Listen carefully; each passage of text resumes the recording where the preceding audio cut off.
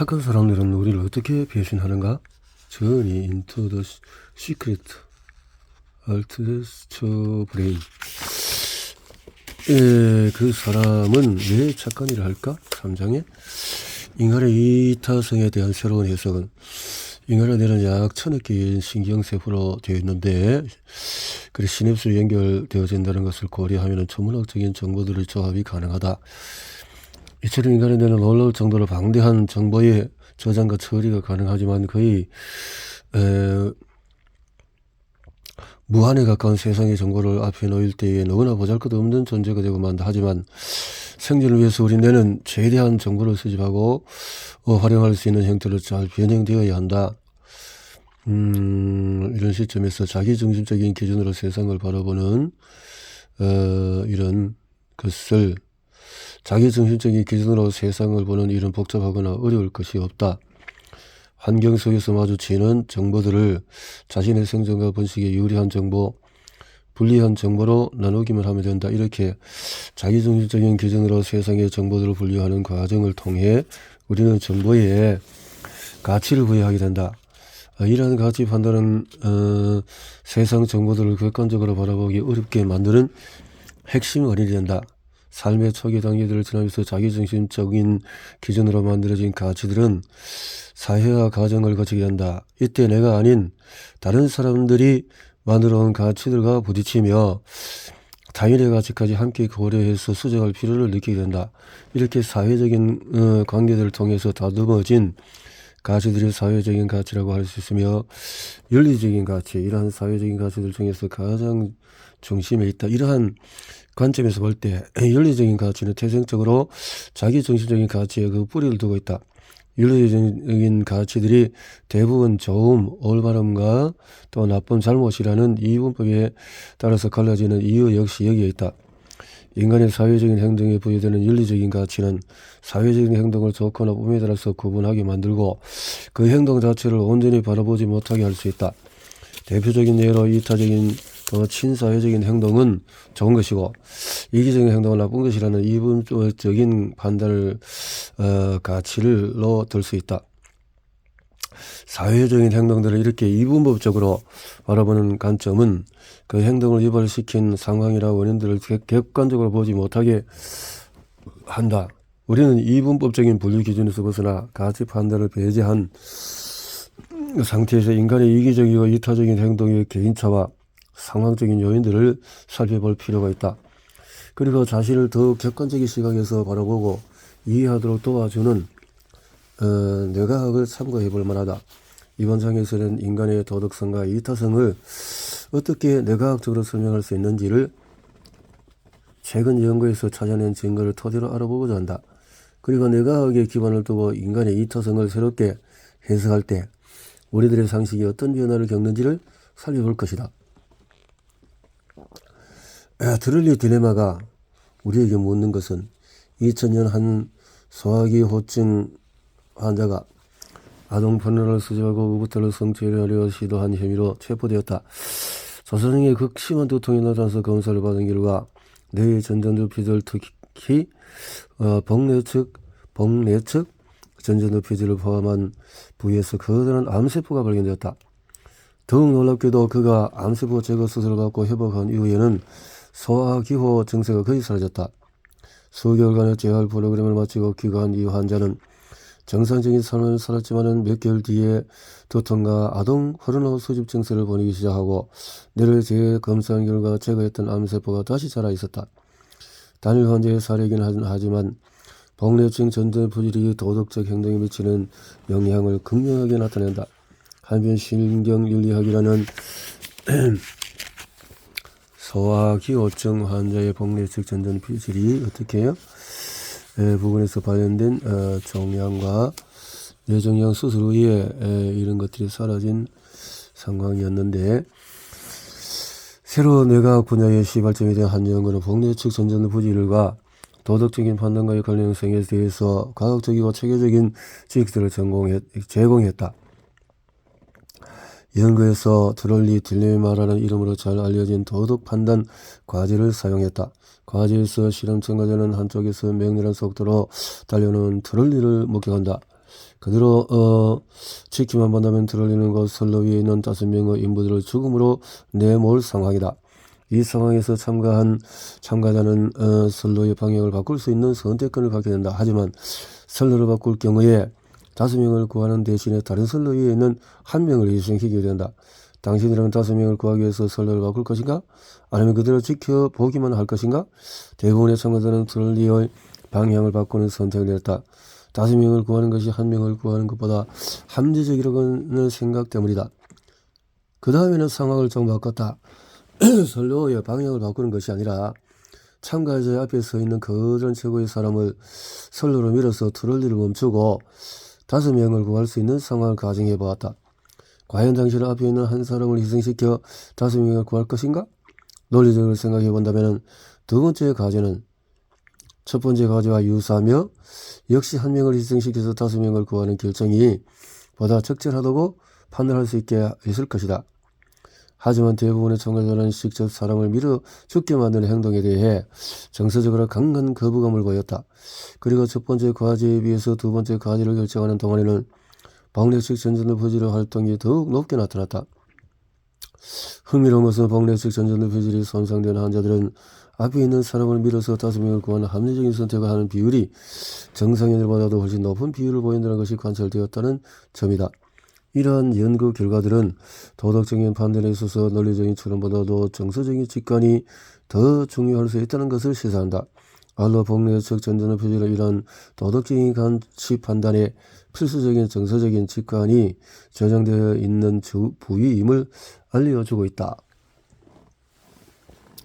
질병화된 인간의 문제가 도덕적인 것도 연결이 된다라는 것을 생각했을 때 법리적으로 어떻게 또 해석을 하고 적용할 것인가 문제가 있겠네요. 남을 돕는 행동의 근원적인 동기는 복례식 전전도표질은 도덕적인 가치뿐만 아니라 상대적으로 더 복잡한 형평성의 가치를 판단하는 과정과도 관련되어 있다는 증거가 있다. 한 연구에서는 2명의 비혼자가 더 한 쌍을 이뤄서 가지를 수행했다. 연구진은 실험 전에 제비뽑기를 통해서 이들 중에 1명은 $50를 받고 다른 한 사람은 한 푼도 받지 못하도록 했다. 이렇게 실험 전에 의도적으로 각각 가진 자와 갖지 못한 자를 설정해서 재산의 불균형 상태를 만든 후 본 실험에서 일정 금액이 2명의 비혼자들에게 번갈아 전달되도록 했다. 결과로 흥미롭게도 운 좋게 부자가 된 사람과 운 없이 빈자가 된 두 사람 모두 부자보다는 빈자에게 추가 금액이 전달될 때 더 높은 반응을 보이는 부위가 있었다. 바로 복례식 전전도표질이었다.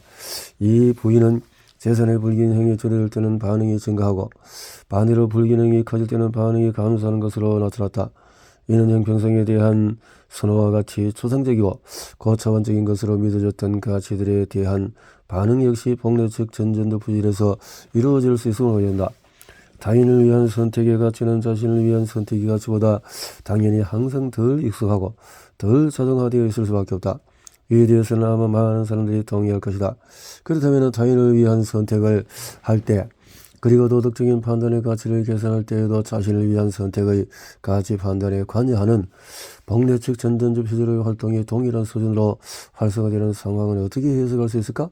이에 대한 답을 찾다 보면 자신의 금전적인 이익을 무시하고 타인을 처벌하고자 하는 행동 혹은 돕고자 하는 행동의 근원적인 동기에 대해서 좀 더 알 수 있게 될 것이다.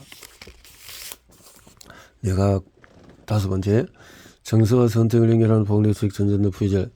2012년 여름 끔찍한 사고를 당한 브라질 청년 노동자에 대한 신문 기사를 읽었다. 라이트라는 청년은 건설 현장에서 일하던 중에서 갑자기 위에서 떨어지는 철근을 피하지 못해서 철근이 뇌를 관통하는 치명상을 입었다. 철근은 전전도표질을 위해서 관통하여 양눈 사이에 뚫고 나왔지만 라이트는 통증을 호소하실 뿐 아니라 또 의식이 또렷했다고 한다. 병원 관계자는 대부분의 인지 기능이 정상이었던 것으로 보아 천만다행으로 철근이 크게 중요한 기능을 하지 않은 내부분을 관통했다고 했다. 과연 그랬을까? 라이트 이야기는 100년 전에 거의 동일한 뇌관통성을 입었던 철도 노동자 피니어스 게이지의 사례를 떠올리겠다. 역시 사고 직후에 의식이 뚜렷했고 대부분의 인지 기능이 정상인 것으로 나타났다. 하지만 그의 피니어스를 지속적으로 관찰했던 의사와 주위 사람들 증언에 따르면 피니어스의 행동은 사회적인 규범을 크게 벗어나서 매우 일탈적이고 비도덕적으로 변했다고 한다. 주위 사람들로부터 존경을 받던 따뜻한 성품을 찾아볼 수 없을 정도로 난폭하고 충동적인 성향으로 변했다는 것이다.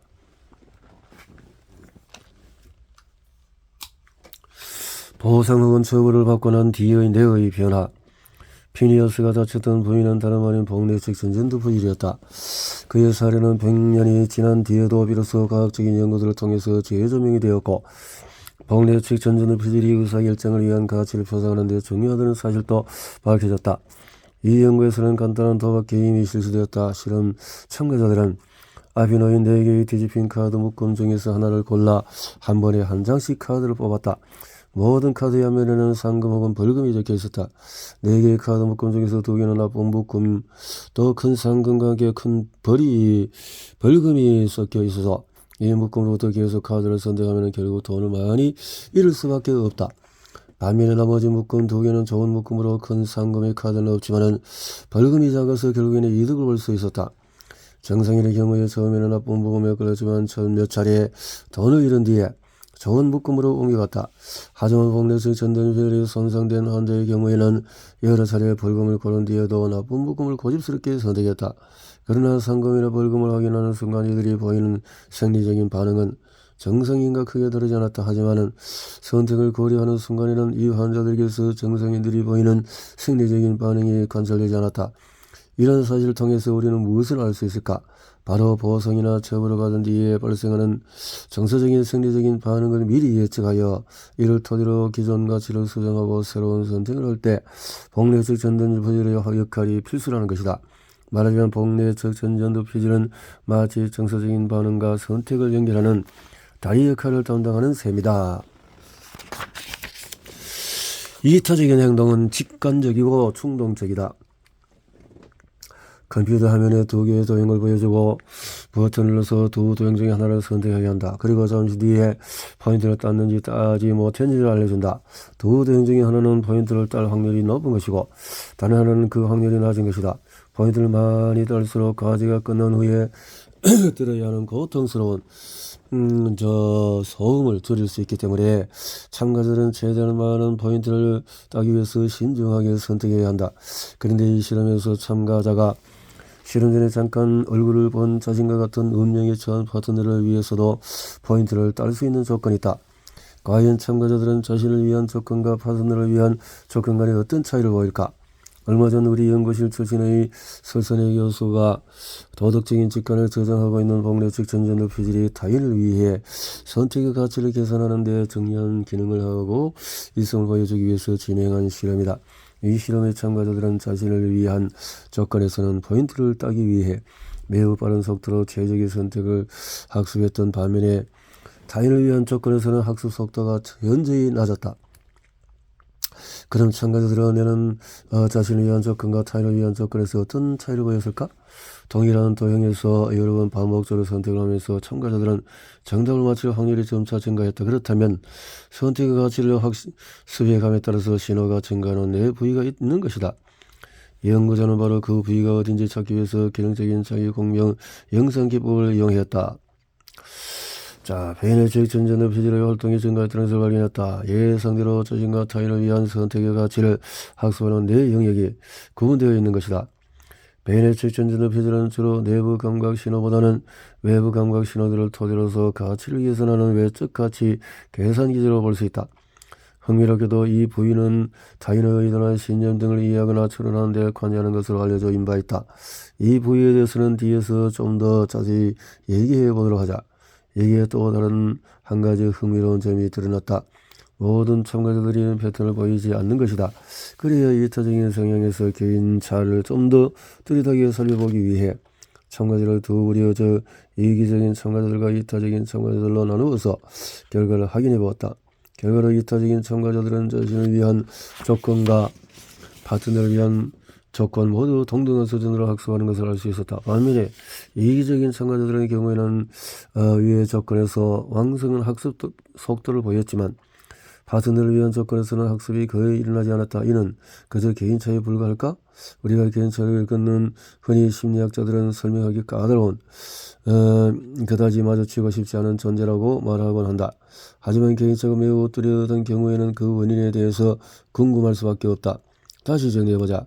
자신을 위한 선택에서는 학습을 잘했지만은 타인을 위해 선택하는 에서는 잘 학습하지 못했던 이기적인 참가자들의 경우에 두뇌 부위 간의 뚜렷한 기능적인 차이를 보였다. 반면에 자신을 위한 선택과 타인을 위한 선택 모두 잘 학습했던 이타적인 참가자들의 경우는 두뇌 부위들 간의 차이가 거의 없는 것으로 관찰되었다.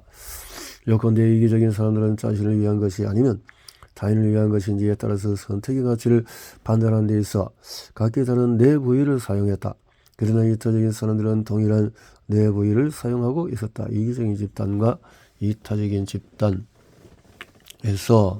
자신과 타인에 대한 생각이 강도가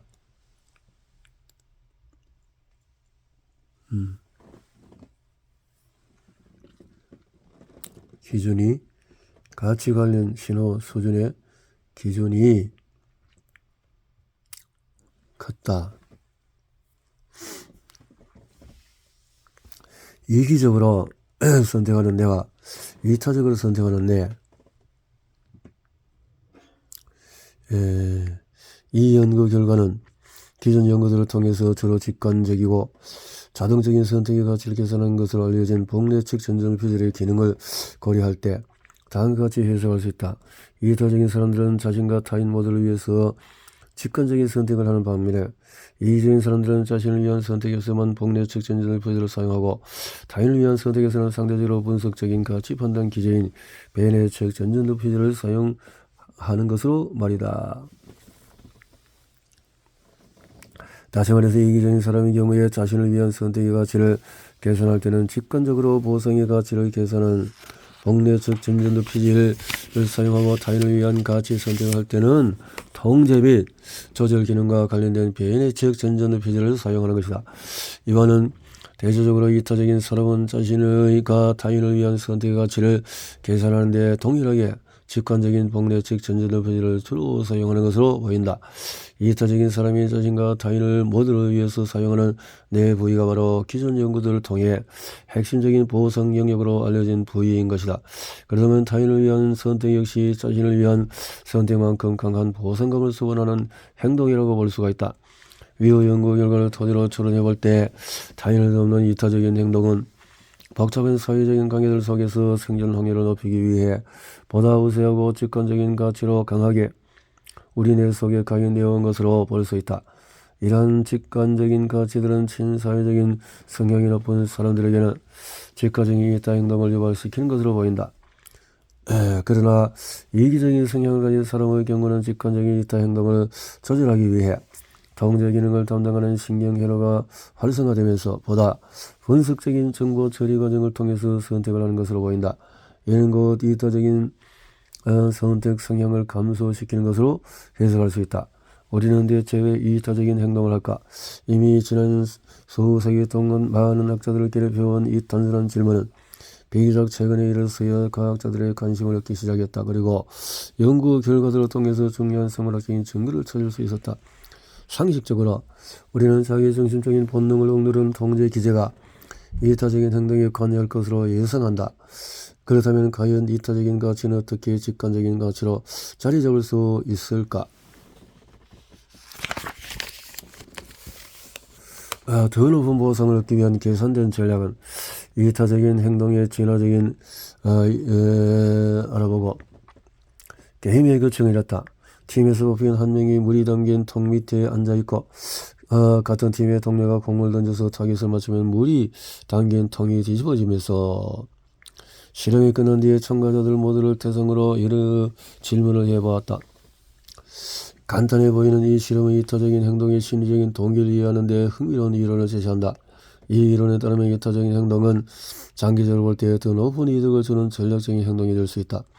또한 위의 실험에 의해서 나타난 것처럼 이타적인 행동은 타인으로부터 호감을 이끌어낼 수 있으며 이러한 주장을 뒷받침하는 증거는 충분히 있다. 예를 들어 아라비안 배불러라는 새가 있다.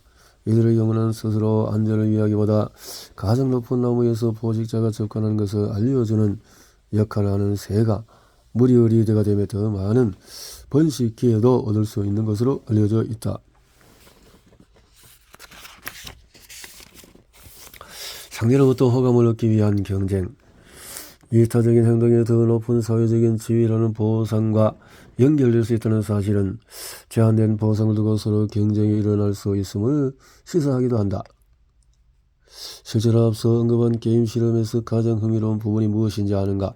3명으로 구성된 팀들 중에서 남성 참가자 2명인 팀에서는 남성 참가자들 간에 서로 희생자가 되려는 경쟁이 있었다는 점이다. 이는 아마도 한 명의 여성 참가자로부터 상대적으로 높은 호감을 얻기 위한 경쟁이었을 것이다. 이타적인 행동이 사회적인 지위를 높이려는 동기와 연결될 때 경쟁 상대의 이타적인 행동은 위협이 될 수 있고 질투심이나 부러움의 대상이 될 수도 있다. 자신의 이타적인 행동이 위협으로 느껴지는 정도가 심해질 때는 오히려 이타적인 행동을 처벌하는 반사회적인 행동이 표출될 수도 있다. 제한된 자원을 나누어 가지는 경제학적인 게임을 다양한 문화들 사이에서 비교한 연구에 의하면 지나치게 타인을 배려하는 제한자의 이타적인 행동을 오히려 처벌하는 행동이 관찰된 것도 있었다. 이러한 반사회적인 처벌 행동은 거의 모든 문화에서 관찰되었으며 한국을 포함한 몇몇 문화에서 특히 두드러진 것으로 나타났다. 이러한 연구 결과들을 종합해서 생각해 볼 때 우리는 다음과 같이 추론을 해볼 수 있다. 이타적인 행동은 사회적인 지위라는 보상을 얻기 위해 계산된 전략적인 행동일 수 있으며 이를 통해서 얻고자 하는 보상이 제한된 상황에서는 경쟁적인 다툼이 생길 수도 있다는 것을 말이다. 그런데 여기서 의문이 생긴다. 예를 들어서 일본의 한 기차역에서 낯선 사람을 구하기 위해서 기차의 몸을 던져서 자신을 희생한 이수연 씨를 생각해보자. 일처가 제한되는 짧은 시간 동안에 과연 이수연 씨는 자신의 행동을 통해서 얻게 될 사회적인 평판이나 장기적인 관점에서 생존에 더 유리한 전략에 대해서 생각할 겨를이 있었을까? 그렇다면 이수연 씨의 이타적인 행동은 우리의 상식처럼 그야말로 순수하게 타인을 위한 이타적인 동기의 발로로 해석하는 것이 맞을까? 영웅적인 희생 행동의 숨겨진 이면은 심리학자 멜리스 베이터스는 2006년에 매우 흥미로운 실험 결과를 했다.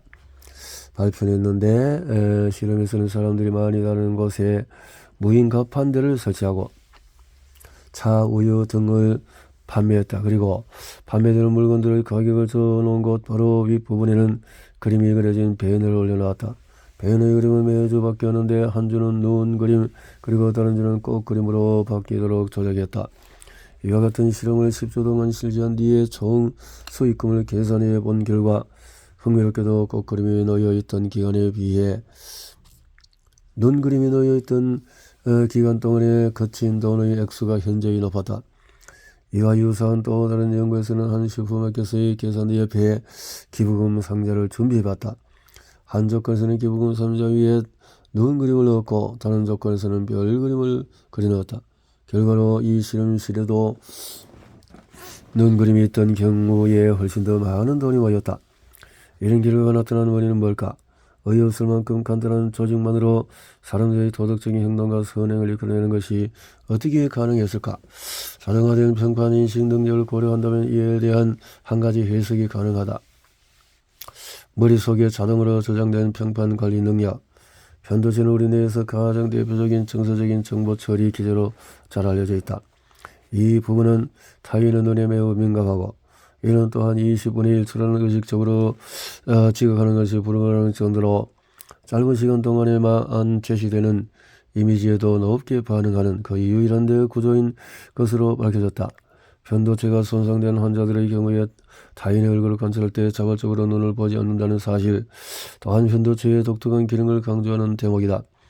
흥미롭게도 편도체는 앞서 소개된 복내 측 전전두피질과 기능적으로나 구조적으로 모두 강한 연결성을 가지고 있는 것으로 관찰되었다.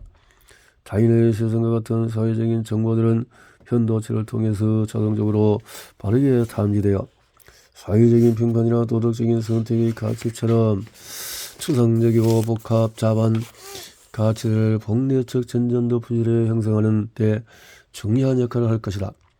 그리고 이렇게 무의식 중에 제시되는 사회적인 자극들은 편도체를 통해서 복내적 전전도 부질로까지 전달되어서 도덕적인 판단이나 이타적인 행동 등에 영향을 미치는 것으로 볼 수 있다.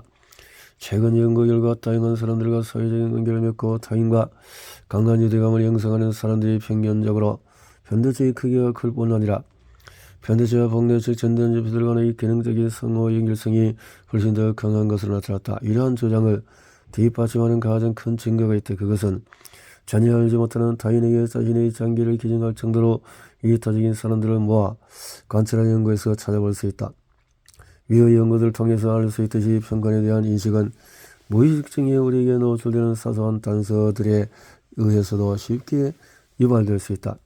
이렇게 유발된 자동적인 평판인식은 의식적인 자각 없이 실제로 남을 돕는 행동에도 영향을 미칠 수가 있다. 이러한 해석은 긴박한 상황에서 거의 자동적으로 이타적인 행동을 보이는 영웅들의 행동을 설명하는 데에도 어느 정도 실마리가 된다. 하지만 여기서 또 다른 의문이 생긴다. 주저없이 몸을 얻어지는 이타적인 행동들은 단지 자극에 대한 반사 행동에 불과한 것일까? 이렇게 반사 행동처럼 보이는 이타 행동의 기질을 이해하기 위해서는 이타적인 동기가 형성되고 발달하는 과정을 좀 더 깊이 들여다볼 필요가 있다. 내재적인 보상 동기가 형성되고 발달되는 과정은 인간의 이타적인 동기는 언제 처음으로 생겨나는 것일까? 이 질문에 대한 답은 인간의 이타적인 행동이 자연스러운 동기에서 생긴 것인지 사회화를 통해서 얻게 된 것인지를 알려줄 수도 있다. 과연 사회화가 충분히 진행되지 않은 어린아이들도 이타적인 행동을 보일 수 있을까? 최근에 진행된 발달 연구에 의하면 태어난 지 불과 14개월밖에 안 된 아기들조차도 타인을 돕는 행동을 보인다고 한다. 아기들의 이타적인 행동은 내재적인 보상 동기에 의해서 이루어진 것일까? 어떤 행동이 내재적인 보상 동기에 의해서 나타난 것인지를 알아보는 방법이 있다. 아기가 그 행동을 하고 난 후에 돈이나 장난감 같은 외재적인 보상을 준 뒤에 행동의 횟수가 증가 혹은 감소하는지를 살펴봤다. 만약 외재적인 보상을 얻은 뒤에 행동 횟수가 감소해야 한다면 그 행동은 내재적인 보상에 의해서 이루어진 것이라고 볼 수가 있다. 실제로 또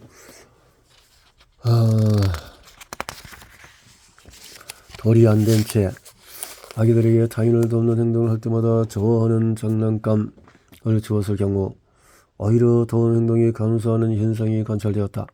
흥미롭게도 외재적인 보상으로 장난감 대신에 언어적인 칭찬이 주어졌을 경우에는 도움 행동의 횟수가 감소하지 않았다. 이러한 연구 결과들은 아기들의 도움 행동이 내재적인 보상 동기에 의한 상태인 것임을 나타내는 것임을 보여준다. 이러한 내재적인 보상 동기는 칭찬과 무관하지 않으며 내재적인 보상 동기와 외재적인 보상 동기를 구분하기가 쉽지 않음을 보여준다. 이제 막 첫 돌을 넘긴 아기들은 도움 행동과 보상 간의 관계를 파악하고 숙지할 만큼 충분한 사회적인 학습 과정을 거쳤다고 보기가 어렵다. 그렇다면 아기들은 어떻게 타인을 돕는 행동으로부터 내재적인 보상을 얻을 수 있을까? 이타적인 행동은 과연 인간의 본능으로 보아야 할까? 아이가 이타적인 행동을 통해서 보상을 얻는 학습 과정은 성인과는 매우 다르게 이루어지는지 모른다. 아직 언어적인 소통 능력이 부족하고 추상적인 사고가 어려운 어린아이들은 좀 더 직접적이고 비언어적인 단서들을 사회적인 보상으로 볼 수 있다. 가장 대표적인 예가 바로 얼굴 표정이다.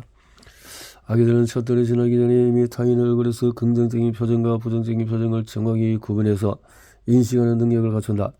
초기 발달 단계에서부터 타인에게서 여러 비언어적인 단서들을 전달받으면서 자신의 행동이 이끌리는 사회적인 보상을 인식할 수 있는 것이다. 또한 이런 과정을 통해서 어린아이들도 친사회적인 보상 추구 행동을 학습하고 내재화시켜 나간다. 그러나 아기에게 엄마의 얼굴 표정을 구분할 능력이 있더라도 이 표정이 실제로 아기의 행동을 변화시킬 수 없다면 아무 소용이 없을 것이다.